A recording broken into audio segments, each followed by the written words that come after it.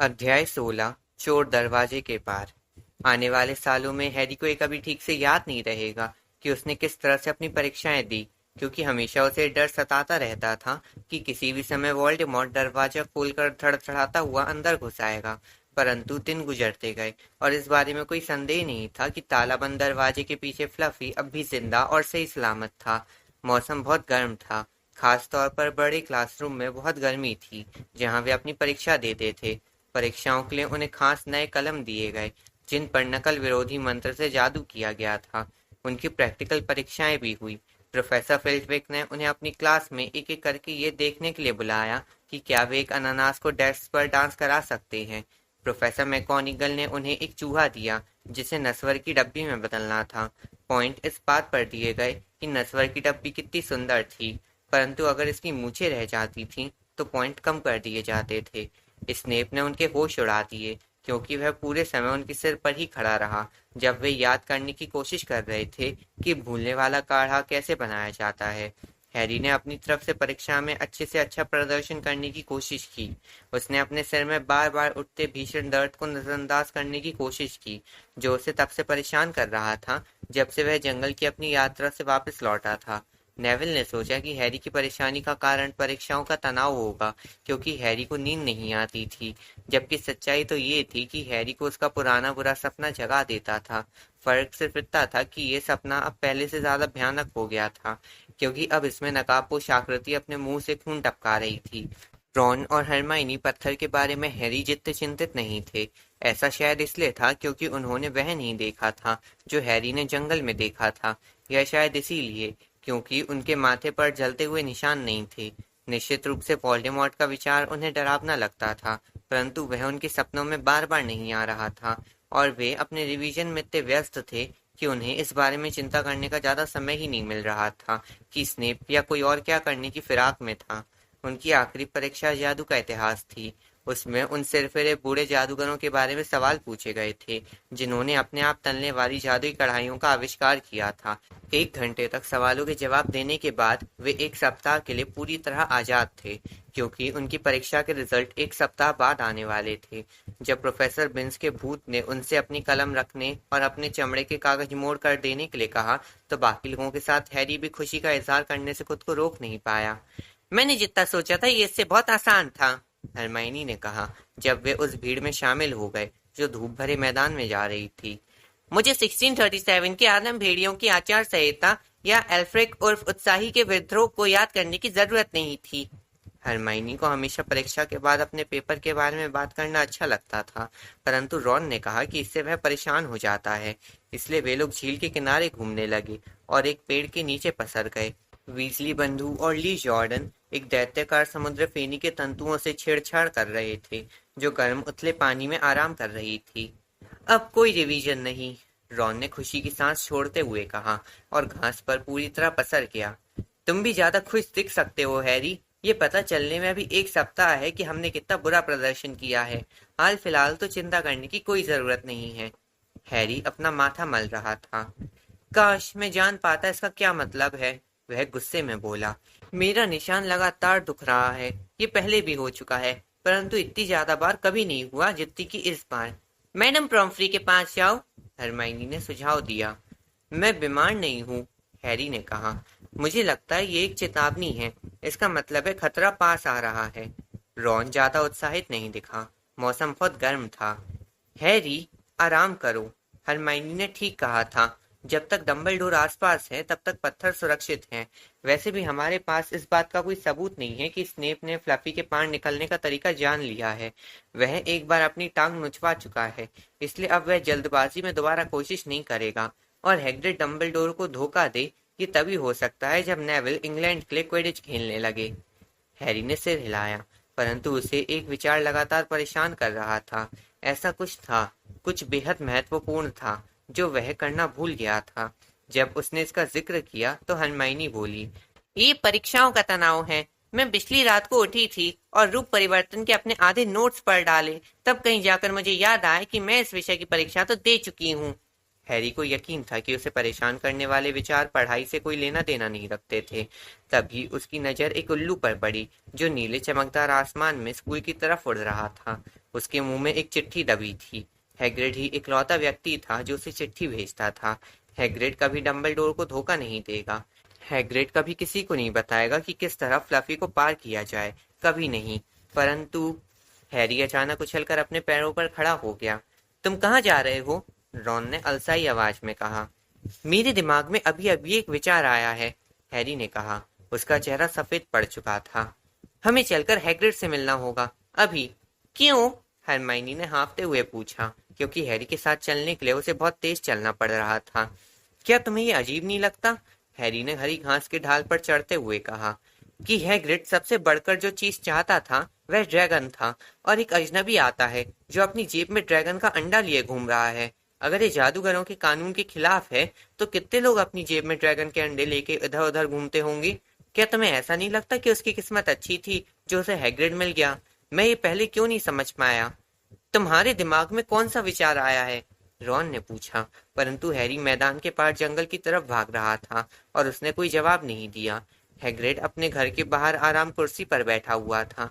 उसकी पैंट और बाहें ऊपर चढ़ी हुई थी और वह एक बड़े बर्तन में मटर छील रहा था। हेलो, उसने मुस्कुराते हुए कहा। परीक्षाएं खत्म हो गई? ड्रिंक्स के लिए समय है? हाँ प्लीज, रॉन ने कहा। परंतु हैरी ने उसकी बात बीच में ही काट दी। नहीं, हम जरा जल्दी में हैं। हैग्रिड, मुझे तुमसे कुछ पूछना है। तुम्हें वह रात याद है जब तुमने नॉर्बर्ट को जीता था?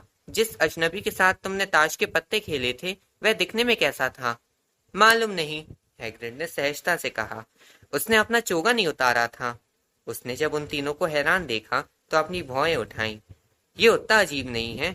हॉग्स हेड में, यानी कि गांव के बियर बार में, बहुत से अजीब किस्म के लोग आते हैं।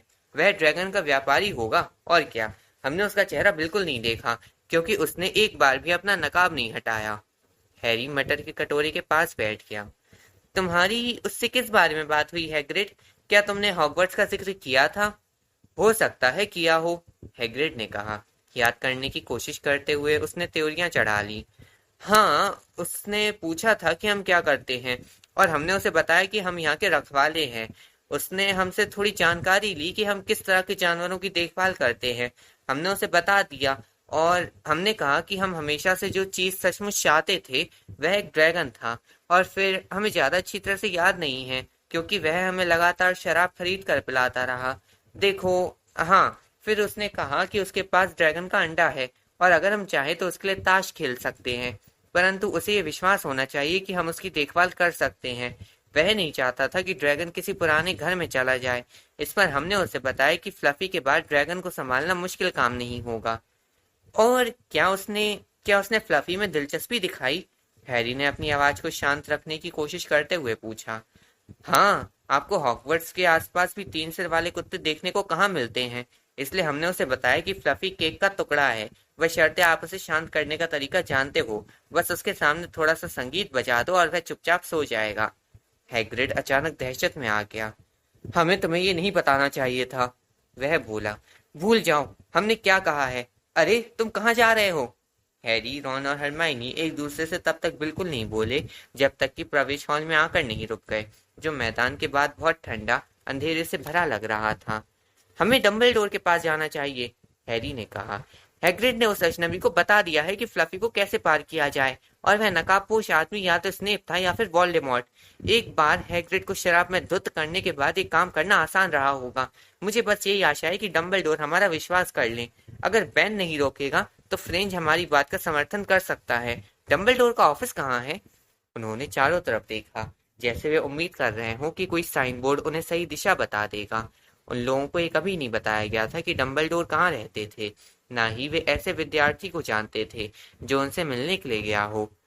हमें सिर्फ, हैरी ने बोलना शुरू किया, परंतु तभी अचानक हॉल के पार एक आवाज गूंजी। तुम तीनों अंदर क्या कर रहे हो?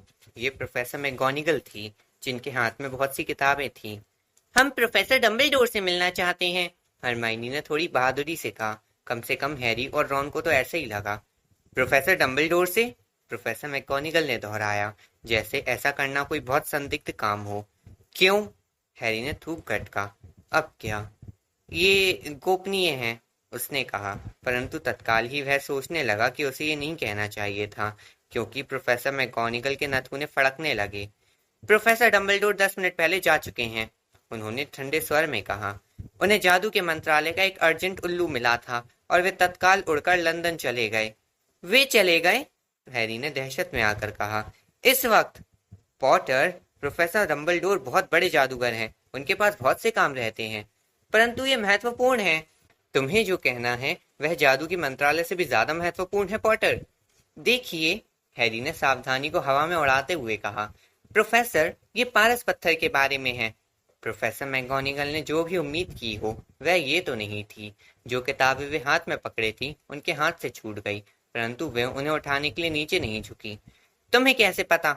उनके मुंह से निकला।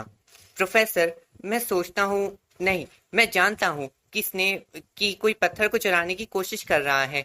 मुझे प्रोफेसर डम्बलडोर से बात करना ही है। उन्होंने हैरी को सदमे और संदेह के मिले जुले भाव से देखा। प्रोफेसर डम्बलडोर कल लौट आएंगे, उन्होंने आखिरी फैसला सुनाते हुए कहा। मैं नहीं जानती कि तुम्हें पत्थर के बारे में कैसे पता चला, परंतु चिंता मत करो, उसे कोई नहीं चुरा सकता। उसकी सुरक्षा के उपाय बहुत मजबूत हैं। परंतु प्रोफेसर, पॉटर, मैं जानती हूँ कि मैं क्या बोल रही हूँ, उन्होंने उसकी बात काटते हुए कहा। वे झुकी और अपनी गिरी हुई किताबें उठाने लगी। मैं ये सुझाव दूंगी कि तुम लोग बाहर जाओ और सूरज की रोशनी का आनंद लो, परंतु उन्होंने ऐसा नहीं किया। ये आज रात ही होने वाला है, हैरी ने कहा, जब उसे ये विश्वास हो गया कि प्रोफेसर मैगोनिगल इतनी दूर पहुंच गई थी कि उसकी आवाज न सुनाई दे। स्नेप आज रात चोर दरवाजे से अंदर जाएगा। उसने हर वो चीज पता लगा ली है जिसकी उसे जरूरत है, और अब उसने डम्बलडोर को भी रास्ते से हटा दिया है। उसी ने वह चिट्ठी भेजी थी, और मैं शर्त लगा सकता हूँ कि जब डम्बलडोर वहां पहुंचेंगे तो जादू के मंत्रालय को सचमुच सदमा लगेगा। परंतु हम क्या कर सकते? हरमाइनी की सांस वहीं की वहीं रह गई। हैरी और रॉन पीछे घूमे। वहां स्नेप खड़ा था। गुड आफ्टरनून, उसने रेशमी आवाज में कहा। वे उसे घूरते रहे। इतने सुहाने दिन में आप लोगों को अंदर नहीं रहना चाहिए, उसने अजीब तरह से मुस्कुराते हुए कहा। हम लोग, हैरी ने बोलना शुरू किया, और उसे मालूम नहीं था कि वह आगे क्या कहने जा रहा था। तुम्हें ज्यादा सावधान रहना चाहिए, स्नेप ने कहा। इस तरह अंदर घुसे रहने से लोग समझेंगे कि तुम कोई बदमाशी करने जा रहे हो। करण द्वार अब और ज्यादा पॉइंट गंवाने की स्थिति में नहीं है ना? हैरी का चेहरा लाल हो गया। वे बाहर जाने के लिए मुड़े, परंतु स्नेप ने उन्हें वापस बुलाया। फिर से चेतावनी देता हूँ पॉटर, अगर अब कभी रात के समय बाहर घूमे तो मैं तुम्हें स्कूल से बाहर निकलवा कर ही दम लूंगा। Good day. Snape staff room की दिशा में बढ़ गए। बाहर पत्थर की सीढ़ियों पर हैरी बाकी लोगों की तरफ मुड़ा। ठीक है, तो अब हमें ये करना ही है, वह जल्दी से फुसफुसाया। हम में से एक को बाहर नजर रखनी होगी, स्नेप पर। स्टाफ रूम के बाहर इंतजार करना होगा, और अगर वह वहां से कहीं जाए तो उसका पीछा करना होगा। हरमाइनी, बेहतर होगा कि तुम ये काम करो। मैं ही क्यों? ये साफ है, रॉन ने कहा। तुम नाटक कर सकते हो कि तुम प्रोफेसर फिल्टविक का इंतजार कर रही हो, उसने ऊंची आवाज में नकल उतारते हुए कहा।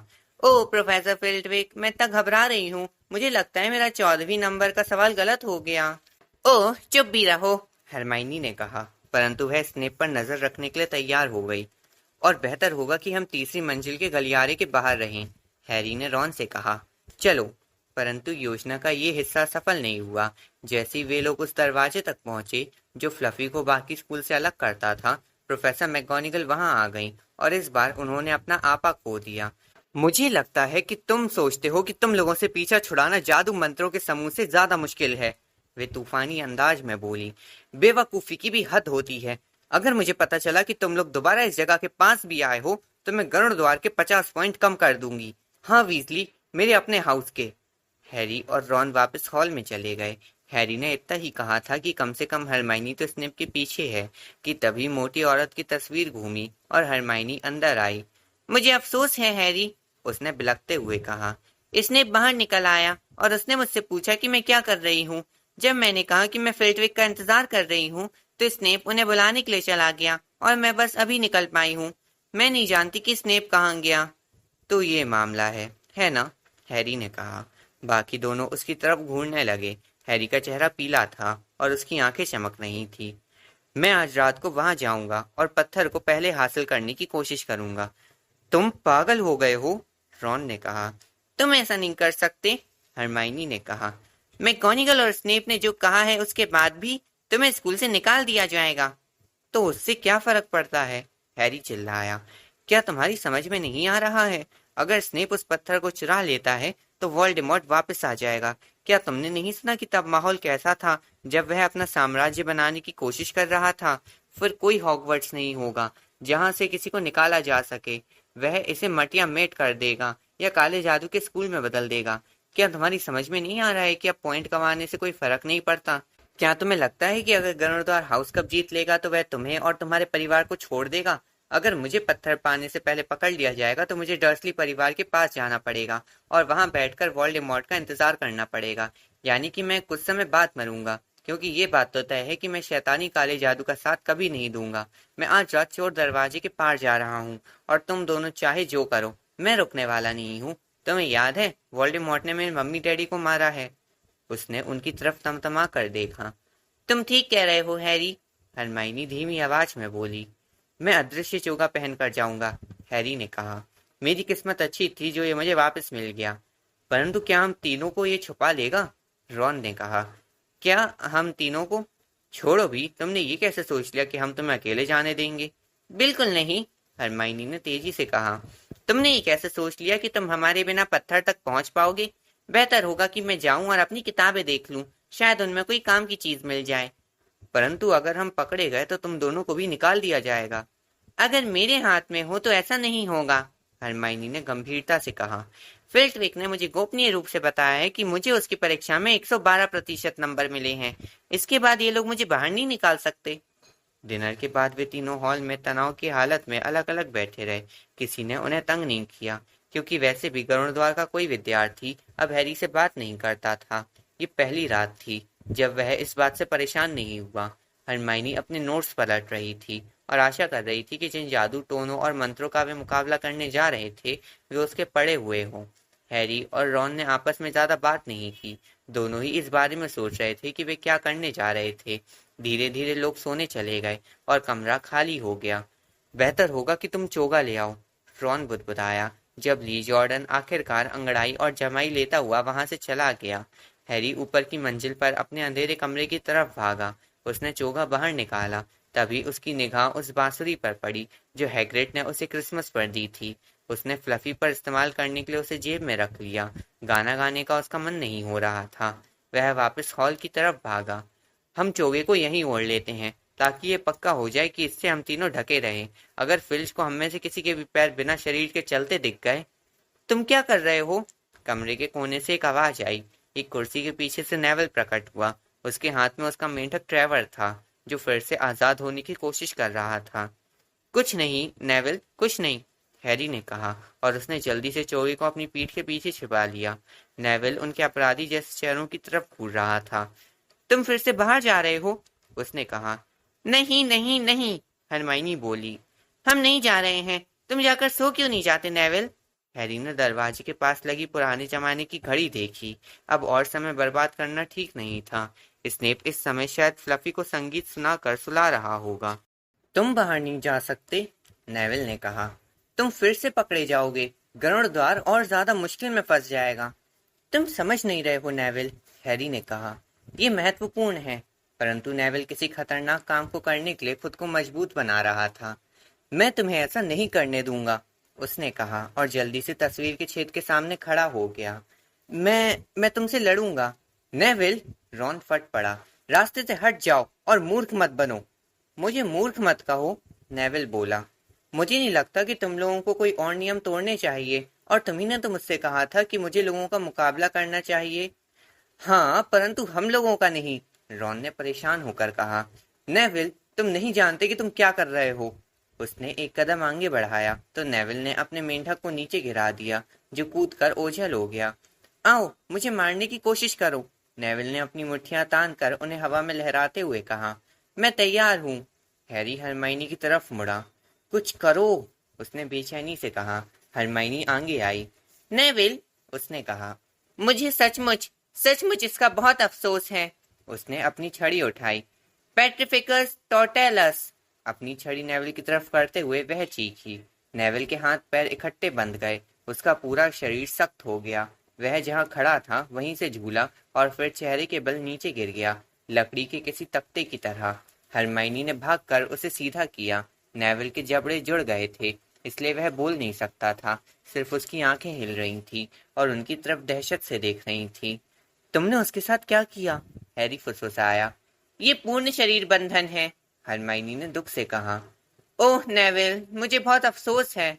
और कोई चारा नहीं था नेविल, समझाने के लिए वक्त नहीं है, हैरी ने कहा। तुम बाद में समझ पाओगे नेविल, रॉन ने कहा जब वे उसे लांघते हुए निकले और उन्होंने अपना अदृश्य चोगा ओढ़ा। परंतु नेविल को फर्श पर बंधा छोड़ना उन्हें कोई बहुत शुभ लक्षण नहीं दिख रहा था। वे इतने परेशान थे कि हर मूर्ति की छाया उन्हें फिल्ज की तरह लग रही थी और हवा की हर आहट उन्हें अपनी तरफ आते पीप्स की आवाज लग रही थी। पहली सीढ़ियों पर चढ़ते समय उन्होंने देखा कि मिसेस नॉरिस ऊपर की तरफ घूम रही है। अच्छा, मैं उसे लात मार दूं, सिर्फ एक बार? रॉन हैरी के कान में फुसफुसाया, परंतु हैरी ने अपना सिर हिलाया। जैसे ही वे मिसेस नॉरिस के पास से सावधानी से चढ़े, उसने अपनी लैंप जैसी आंखें उनकी तरफ मोड़ी, परंतु कुछ नहीं किया। उन्हें तब तक कोई और नहीं मिला जब तक वे तीसरी मंजिल की सीढ़ियों पर नहीं पहुंच गए। पीप्स बीच रास्ते में लटका हुआ था और गलीचे को ढीला कर रहा था ताकि लोग फिसल जाएं। जब वे उसकी तरफ बढ़े तो उसने अचानक कहा, कौन है? उसने अपनी दुष्ट काली आंखें सिकोड़ी। हालांकि मैं तुम्हें देख नहीं सकता, परंतु मैं जानता हूँ कि तुम यहाँ हो। क्या तुम भूत पिशाच हो या कोई जिन्न जानवर हो? वह हवा में ऊपर उठा और वहां तैरते हुए उनकी तरफ घूरता रहा। अगर कोई अदृश्य चीज यहाँ घूम रही है तो फिल्च को बुलाना चाहिए, मुझे बुलाना ही चाहिए। हैरी के दिमाग में अचानक एक विचार आया। पीप्स, उसने कर्कश फुसफुसाहट में कहा, खूनी नवाब किसी कारण से अदृश्य होकर घूम रहे हैं। पीप्स को इतनी जोर का झटका लगा कि वह हवा से लगभग गिर गया। वह समय रहते संभल गया और सीढ़ियों से 1 फुट ऊपर तैरने लगा। बहुत अफसोस है महामहिम नवाब साहब सर, उसने मक्खन लगाने वाली आवाज में कहा। मेरी गलती है, मेरी गलती है। मैंने आपको नहीं देखा। जाहिर है मैंने नहीं देखा। आप अदृश्य जो थे। पीप्स के छोटे से मजाक को माफ कर दीजिए सर। मुझे यहाँ काम करना है पीप्स, हैरी फटे बांस जैसी आवाज में बोला। इस जगह से आज रात दूर रहो।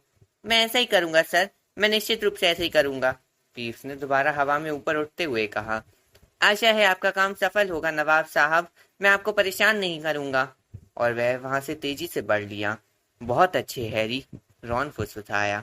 कुछ पल बाद वे लोग वहां पहुंच गए, तीसरी मंजिल के गलियारे के बाहर, और दरवाजा पहले से थोड़ा खुला हुआ था। ये देखो, हैरी ने धीरे से कहा, इसने पहले ही फ्लफी के पार चला गया है। खुले दरवाजे को देखकर अचानक उन तीनों को एहसास हुआ कि उनके सामने कितनी बड़ी चुनौती थी। चोगे के नीचे हैरी बाकी दोनों की तरफ मुड़ा। अगर तुम वापस जाना चाहो तो मैं तुम्हें दोष नहीं दूंगा, उसने कहा।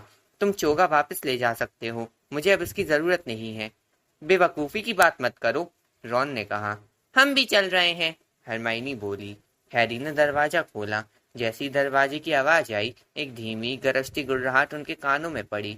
कुत्ते की सभी 3 नाकें उनकी दिशा में पागलों की तरह सूंघ रही थी, हालांकि वह उन्हें देख नहीं सकता था। इसके पैरों में क्या है? हरमाइनी फुसफुसाई। ऐसा लगता है कोई बीन है, रॉन ने कहा। इसने इसे यहाँ छोड़ गया होगा। जैसे ही संगीत बजना बंद होगा उसी पहले जाग जाएगा, हैरी ने कहा। तो फिर संगीत शुरू। उसने हैग्रिड की बांसुरी अपने होठों से लगाई और फूंक मारी। सच कहा जाए तो ये कोई सुरीली धुन नहीं थी, परंतु संगीत की पहली तान से ही जानवर की आंखें झुकने लगीं। हैरी ने सांस तक नहीं ली। धीरे धीरे कुत्ते की गुर्राहटें रुक गईं। वह अपने पंजों पर लड़खड़ाया और घुटनों के बल गिरा। फिर वह जमीन पर लुढ़का और गहरी नींद में सो गया।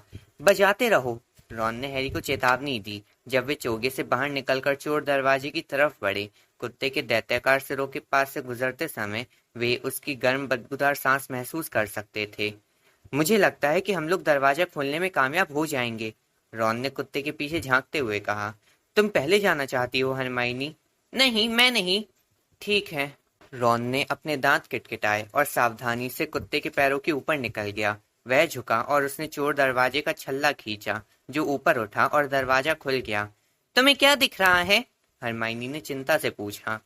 कुछ नहीं, सिर्फ अंधेरा। नीचे उतरने का कोई रास्ता नहीं है, हमें सीधे नीचे कूदना पड़ेगा। हैरी अब भी बांसुरी बजा रहा था। उसने रॉन का ध्यान खींचने के लिए अपना हाथ हिलाया और खुद की तरफ इशारा किया।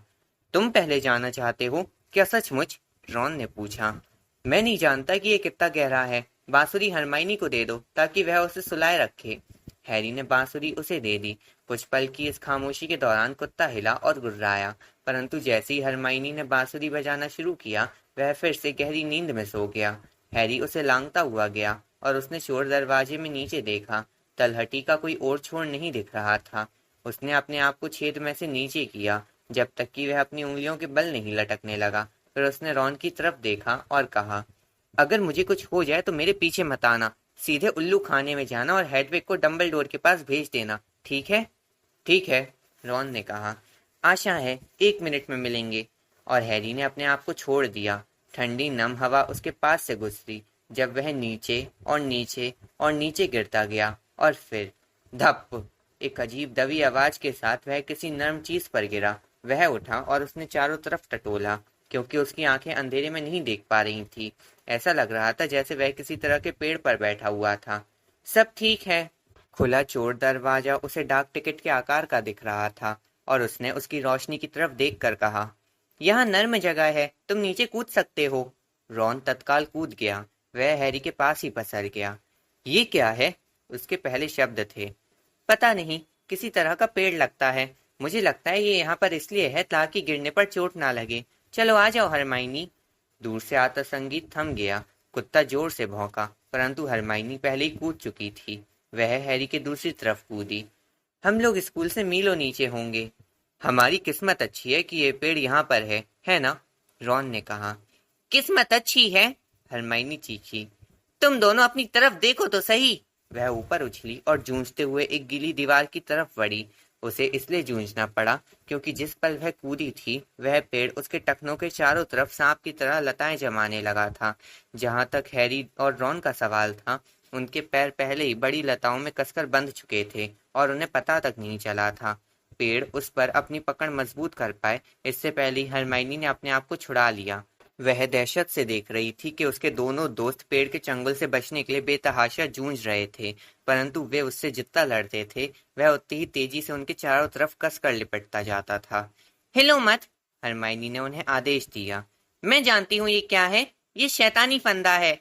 अरे, बड़ी खुशी की बात है कि हमें इसका नाम पता चल गया। इससे बहुत मदद मिली, रॉन ने चिढ़कर कहा। वह पीछे की तरफ झुका हुआ था और कोशिश कर रहा था कि पेड़ उसकी गर्दन पर अपनी लताएं ना लपेट पाए। चुप रहो, मैं याद करने की कोशिश कर रही हूँ कि इसे कैसे मारा जाए, हरमाइनी बोली।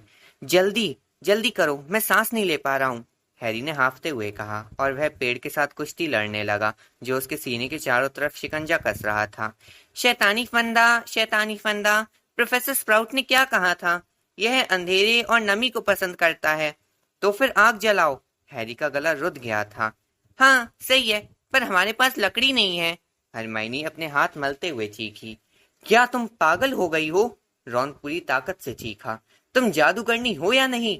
हूँ कैसे नहीं, हरमाइनी ने कहा और उसने अपनी छड़ी झटके से बाहर निकाली तथा उसे हिलाकर कुछ बुदबुदाया। फिर उसने पेड़ पर भी उसी तरह की नीली लपटों का प्रयोग किया जिस तरह की लपटों का प्रयोग उसने स्नेप पर किया था। कुछ ही पल में हैरी और रॉन ने महसूस किया कि पेड़ की लताओं की पकड़ ढीली हो गई है और पेड़ रोशनी तथा गर्मी से दूर सिकुड़ता जा रहा है। सिकुड़ते और अंदर धंसते हुए उसने उनके शरीर को छोड़ दिया और वे उसके चंगुल से छूटकर बाहर आ गए। हरमाइनी, हमारी किस्मत अच्छी है कि तुम जड़ी बूटियों का ज्ञान की क्लास में ध्यान देती हो, हैरी ने कहा जब वह अपने चेहरे से पसीना पोंछते हुए उसके पास दीवार के किनारे आया। हाँ, रॉन ने कहा, और हमारी किस्मत अच्छी है कि हैरी संकट में अपनी बुद्धि नहीं खोता। हमारे पास लकड़ी नहीं है, कसम से। इस रास्ते से, हैरी ने पत्थर के एक गलियारे की तरफ इशारा करते हुए कहा जो आगे बढ़ने का इकलौता रास्ता था। अपने कदमों की आहट के अलावा उन्हें सिर्फ दीवार पर नीचे गिरते पानी की हल्की कलकल सुनाई दे रही थी। गलियारा उन्हें नीचे की तरफ ढलान पर ले गया और हैरी को ग्रीनगॉट की याद आ गई। उसके दिल को तेज झटका लगा जब उसे उन ड्रैगनों की याद आई जो जादूगरों के बैंक में तिजोरियों की रक्षा कर रहे थे। अगर उन्हें कोई ड्रैगन मिल गया, एक बड़ा ड्रैगन, नॉर्बर्ट के बारे में ही उनका अनुभव बहुत बुरा था। क्या तुम्हें कुछ सुनाई दे रहा है? रॉन फुसफुसाया। हैरी ने सुना। ऊपर से सरसराहट और छनछनाहट की हल्की आवाजें आ रही थी। तुम्हें क्या लगता है कोई भूत है? मुझे नहीं पता, मुझे लगता है ये पंखों की आवाज है। आगे रोशनी है, मुझे कुछ हिलता हुआ नजर आ रहा है। वे लोग गलियारे के छोर पर पहुंच गए और उनके सामने तेज रोशनी से भरा एक कमरा था, जिसकी छत मेहराबदार थी। उसमें रत्नों की तरह छोटे छोटे पक्षी भरे थे, जो पंख फड़फड़ाते हुए एक दूसरे से टकराते हुए कमरे में चारों तरफ उड़ रहे थे। कमरे के दूसरी तरफ लकड़ी का एक भारी दरवाजा था। क्या तुम्हें लगता है अगर हम कमरे को पार करेंगे तो वे हम पर हमला कर देंगे? रॉन ने कहा। शायद, हैरी ने कहा। वे बहुत खूंखार तो नहीं दिख रहे हैं, परंतु मुझे लगता है कि अगर उन सब ने इकट्ठे हमला बोल दिया। खैर, हमारे पास कोई विकल्प नहीं है। मैं दौड़ लगाता हूँ।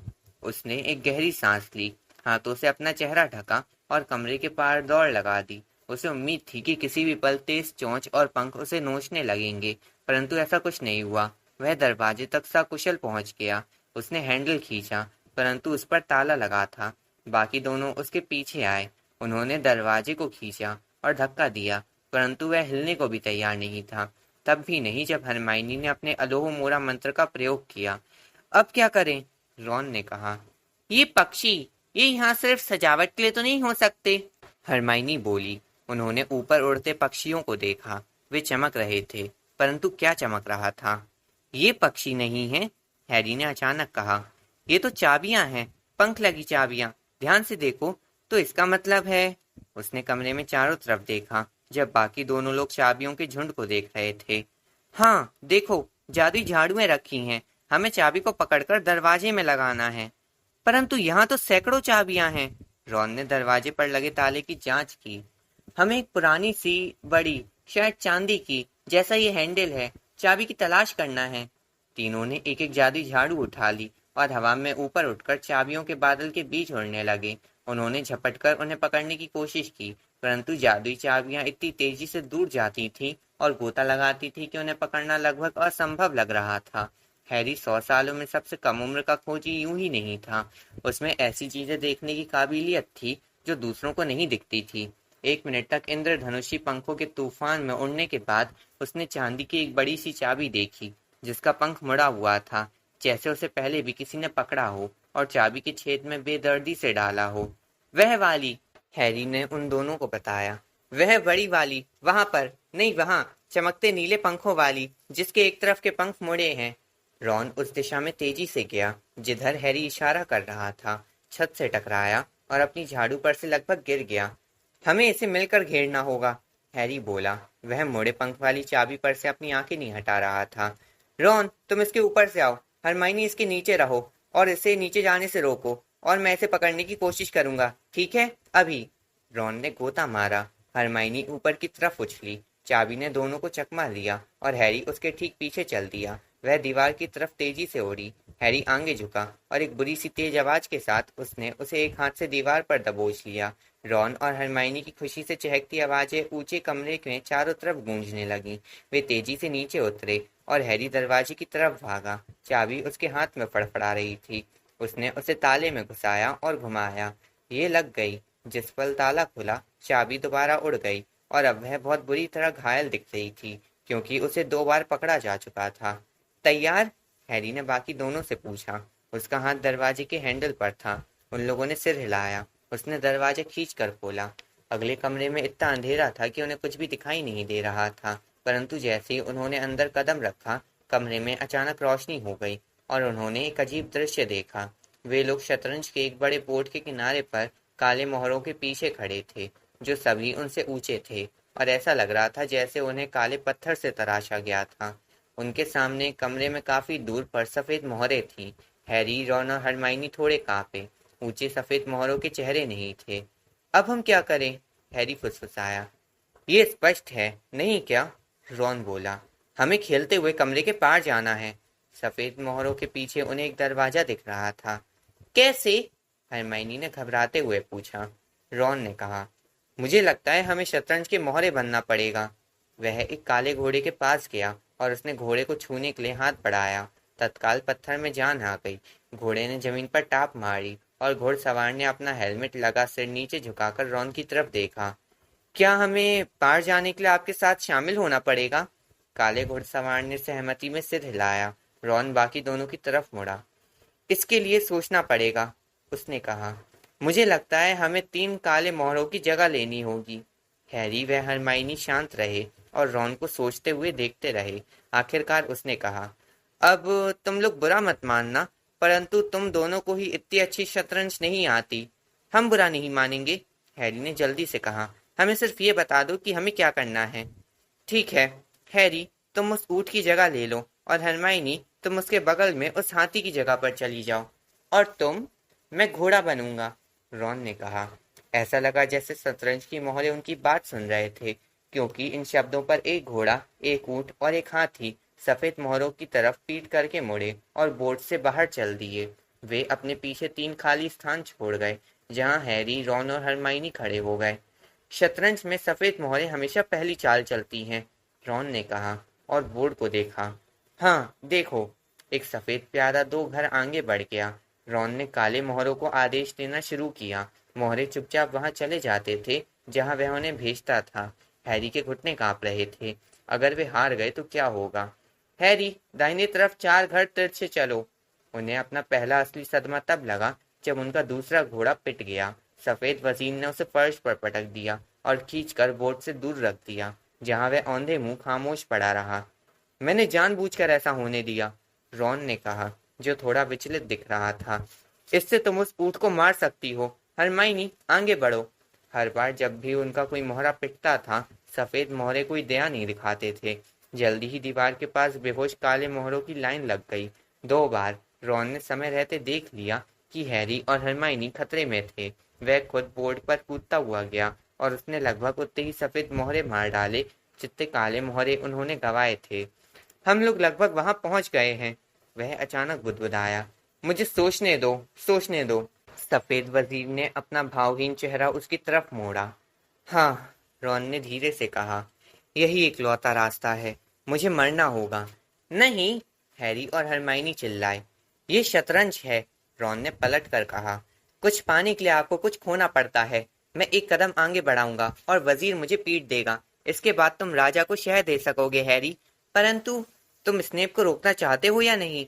रॉन, देखो, अगर तुम जल्दी नहीं करोगे तो वह पत्थर पर पहले ही कब्जा जमा लेगा। इसके अलावा कोई चारा नहीं था। तैयार?